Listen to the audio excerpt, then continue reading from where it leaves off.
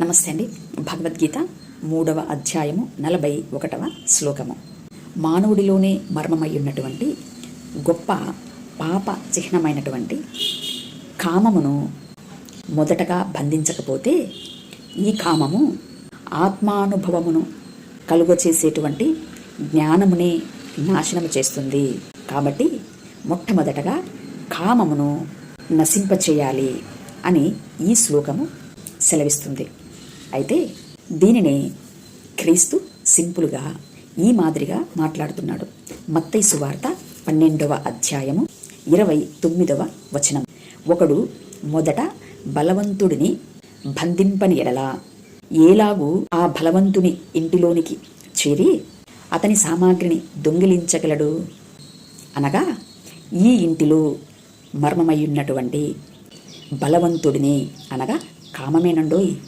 అట్టి కామమును మొదటగా బంధించకపోతే ఇక దాని సైన్యమైనటువంటి అరిషడ్ వర్గాలను ఏలాగున బంధించగలడు మానవుడు? ఏమండి, ఇక్కడ మానవుడి యొక్క దేహములో మర్మమయ్యున్నటువంటి ఈ కామమే కుండలిని శక్తి.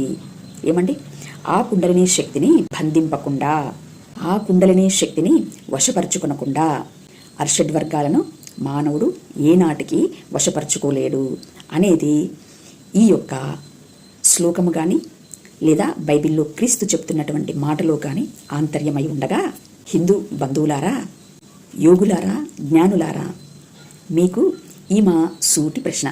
ఇంతకు పాపపు నియమము కలిగినటువంటి మానవుడిలోనే మర్మమయ్యున్నటువంటి ఈ కామము నుండి మానవుడిని రక్షించి చివరాఖరికి మానవుడిని విమోచించి దేవుని మహిమ రాజ్యానికి చేర్చగలిగేటువంటి ప్రణాళికను ఏ అవతార పురుషుడు కలిగి ఉన్నాడు?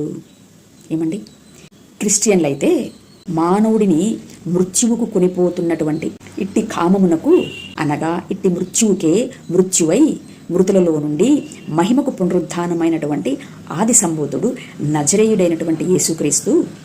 కాబట్టి కామమును బంధించడానికి మృత్యువుకే మృత్యువైనటువంటి క్రీస్తును గురించినటువంటి మాటను విశ్వాసముతో శ్రవణ మనన నిధిధ్యాస చేయడం వలన ఆత్మసాక్షాత్కారం కలుగుతుంది అని క్రీస్తుని ప్రకటిస్తుండగా, మరి ఇట్టి రక్షణ కార్యమును, ఇట్టి విమోచన కార్యమును ఏ అవతార పురుషుడు ఏ మాదిరిగా చేస్తున్నాడో తెలపాల్సినటువంటి బాధ్యత మనకు లేదంటారా?